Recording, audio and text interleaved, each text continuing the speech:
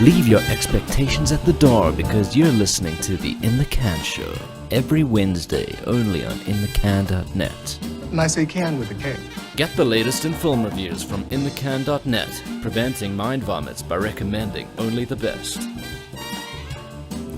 Welcome one and all to the In the Can Show, our weekly podcast only on inthecan.net. Walkers, zombies, the undead. Hollywood seems to love the story of these flesh-eating monsters taking over the world and making life really, really rubbish for all of us. And apparently you do too. Shows like The Walking Dead being as immensely popular as they are, and the slew of zombie movies on a yearly basis. So today we're talking with Terrence and Stephen about what the actual odds are of surviving a zombie apocalypse, or at least what our odds will be.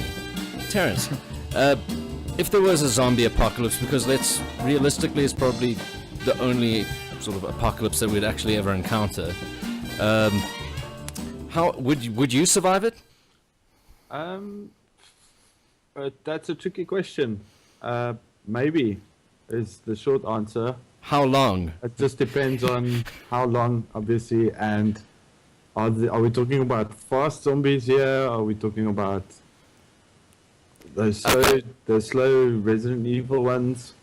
Okay, well, let's define the parameters of this zombie apocalypse then. You have one weapon at your disposal, one vehicle at your disposal. You're a lone warrior in this apocalypse. You've got nobody to assist you. And the zombies are from... Okay, let's have a vote from it. Either the slow sort of like Night of the Living Dead zombies, the fast jumping 28 weeks later zombies. What is it, 28 days later? What other zombies? The World War Z wall climbing. Yeah, super zombies from World War Z. Okay, which ones would you say? Hot Fuzz, really slow-mo zombies. Okay. Okay, so... I mean, Hot Fuzz was Shaun of the Dead, yeah. Well, I mean, ultimately, if I had to choose, I would go for the slowest zombie possible. Well, because this is my survival we're talking about. Realistically, it wouldn't probably be a 28 days later thing, I don't think. No, realistically, no. So, what would you say is realistic? Zombie land zombies? Yeah. They can run. Yeah. They can run, but they're still... you know what? Manageable. Let's just say it's... Because everybody knows them, The Walking Dead zombies. Okay. Fair enough. Okay. I can deal with that. Let's just... Okay, so you have one weapon, one vehicle, and it can be really anything. How long would you survive? I think my first goal would be to get to the highest place possible. You know, I'd probably like the coldest... load up on ammo and food and just hightail it to like the highest mountain I can find possibly, and just camp it out there. So would you say that Cape Town has any good hiding spots for you? Because I mean, crossing across a saltwater ocean is probably not the easiest thing. No. Well, we can get to Robben Island. Yeah, you can get to Robben Island, I guess. That's also a good idea. And that's presuming that there aren't zombies on that island. Well, that's where then you just have to kill them. I mean, yeah, you're gonna have to kill some of them at some point.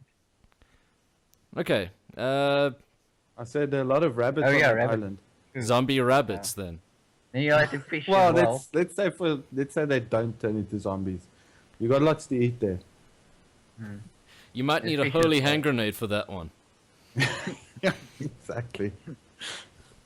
But you know, Terrence is in a worse off situation because he's like in the middle of the city, in the city center, sort of. Yes. So if it breaks out, it's like you're in the middle of the hot zone. You're up shit creek, basically. Yeah, I'm in the suburbs, so it's a little bit easier to manage, sort of. Well, yeah. Basically, all I have to do is run up the road, and then I'm on top of the mountain in an hour. So. Yeah, that's true.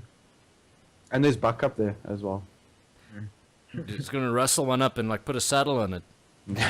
Yeehaw! Okay, so realistically, you think that you could survive a zombie apocalypse? Let's just until you die. Let's just say that one. Not until it's over, but like until you die of natural causes. Yeah. And you, Stephen? I think I could survive. I mean, obviously we all think that we can, but I'm pretty good Yeah. on my own. And I think I could make a run for it. Probably it's one of these farms in Stellenbosch or something. Go to a remote location. Yeah. So there's always like you can have wine and some fruit there. Live the good life while the world Yeah. just dies. Yeah. You Cape Townians are so spoiled. I'm telling you, I would be dead like in a couple of days. We actually thought about this. You got like a lot of security complexes. So if you're in like the city, there are like those barbed wire high wall fences. So you can find yourself in one of those. You can survive for a little while. Yeah, at least with all the walls. But no, I mean seriously. As far as physicality goes, I'm screwed. I'm a fat fuck, and I've got no real physical power to me. I drive an old Fiesta, so getting out of here, I don't own a gun or anything like that. Not that I'd want to own a gun. Who'd want to own a gun in a zombie apocalypse? It's like the worst weapon that you can actually pick because it like makes sound and need a sword. Yeah. Oh, it's debatable what item would be the best to have to defend yourself. I don't know. I'd say probably a steel baseball bat. Probably might be my choice, but. I've got a It could work if you duct tape your arms up and your hands and stuff. Yeah. Yeah, like the Batman arm guard thing. Yeah, that does work. Yeah, body armor. Batman would survive the apocalypse. Good. But it's caves, so. No, I swear I would be dead very, very quickly because here at Joburg it's just like a maze of houses. So if you want to run anywhere, you're already in sight of all of the beggars that probably got eaten by zombies. And that includes all of the window washing ones and all of the... There's so many like these 4x4s that people drive for no reason there. I'm sure you could just get one of those. Yeah. I'm sure I could... there's plenty of cars, I'll give you that much. Yeah, so... You get an armored car. Yeah, I take an armored car. Yeah, but it's like finding like a place to stay, like uninhibited. Yeah. You won't have to worry about any incoming, undead foes. It's just you're kind of unprotected here. It's I can't even think of a place. That's why you're so fortunate. It's like you've got an ocean right next to you. It's like you could like go like and live on a ship pretty much and just fish for the rest of your lives, and you'd be safe. Unless can the zombies swim? No, I don't think so. There is one of them. They just walk on the bottom of the ocean floor, basically.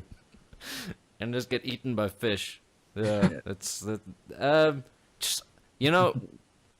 just zombies generally. They aren't the most intelligent, and when was the last time you saw one that could really do something as sort of like that requires as much coordination as swimming? So, I was actually thinking that it would be cool to if you hold yourself up in like a hotel penthouse, and then you sort of just like clean every floor, and then sort of blockade the hotel because you can live on the pantry because they have food there. Yeah, I suppose. And then find the underground sort of tunnels because I know Cape Town has a lot of underground tunnels. But let's think about it though. It's like it seems that whenever you have a zombie apocalypse, you're in more danger when you run into other humans than when you run into zombies. So So I think if you have an idea, someone else has already thought of it. So if you're going to go and like stay in Santon or something where like they've got all those high-rise hotels, I think everybody else has got the same idea as you. So Holiday Inn. Yeah. There's some nice social commentary there. People are dicks. Yeah. People are... No, I think that is one thing that you can take away from all zombie series, is that for the most part, people are just assholes. I'm sorry. It's like instead of helping each other out, it's like, well, I'm gonna kill you before you kill me. So no, it just won't work. But I think that South Africa in general has a lot of potential for like hideaways for the zombie apocalypse. I think there were, in fact, when it comes to apocalypse, wasn't there a movie that used South Africa as one of the destinations for where it would be safest? 2012. Yeah. That was Yeah. 2012. Yeah, that was. Oh God, I just forgot about that. Back to therapy with Yeah. you. Yeah. The Drakensberg was the highest mountain in the world. Yeah. Logic. Movie logic. But actually, the Karoo would actually make a good destination. Because then you can see people, you can see whoever's coming, and Yeah, it's. so flat, if you no find vegetation. like in Worcester or somewhere, that's a pretty good place to start. Well, think- they're not in the city itself, but around. I was just thinking that the castle is also a cool spot to Yeah, that is. to go set yourself up in. And when in doubt, you always have Nkandla, so you can probably go there. Yeah. Ain't And nobody getting in there. Nobody in the swimming pool. So, Exactly. but yeah, I'd say in terms of as a final verdict, I would survive. Either I would die really, really early on, yeah, I'd say, or I would live for about 2 weeks or until I couldn't find any more sort of like, supplies to live off. So, yeah, that's my verdict. Well, it's all a crucial of how, if you can get through the first month, that's the biggest, because when it's like really bad. That's when like all the zombies are like right there. We saw it Yeah. in World War Z. I know that's not the best example because it's not a great movie, but it always, the shit goes down right at the beginning. So Yeah. just watch your asses. It's like rather just hide in your house for like that while.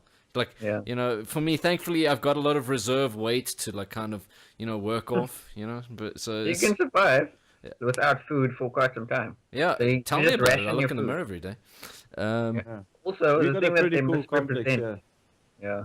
the thing that they always misrepresent in these shows is that the water and the sewage all get switched off for some reason. Who decides to switch those things off? Yeah, I mean, it's. I also thought about that. I mean, surely if nobody's using electricity, then electricity, there's still the reserves there for Exactly. what they've got built up. Although maybe with ESCOM it might not be quite as easy as that. I'm pretty sure with all the power outages they only have about 45 minutes of spare electricity before everybody just runs away. But I wouldn't drink the tap water anyway. Might be infected. Yeah, that's true. I mean, who knows how the zombie disease Well, you was boil it. carried. No. With the electricity that's still on. With the bonfire you made in your lounge. Broke up the couch. I guess the point we're trying to make is that we'll never know until it actually happens. I think most people think that they'll survive it. I think it's doubtful. I think most people think that they will, but they won't. Most people will die. It's all about. I think you can relate it to how street smart you are. I think that from our personal experience with movies and like theorizing on how zombies might take over the world, we kind of have the upper hand here. So it's like we know. I mean, I find it quite odd that nobody in the movies themselves that are about zombies ever think about that stuff. I mean, Yeah. It's like zombie movies don't exist in the plot lines of zombie films, so they've got nothing to reference. We do. We've got Like, didn't you read this comic book, guys? Come on. And that's a wrap for another episode of the In the Can Show. Would you survive the zombie apocalypse? Why not tell us in the comments below? And while you're at it, why not hit us up on Twitter, Facebook, Tumblr, Google+, all of our social networking sites, and our website inthecan.net. And until next time, stay tuned.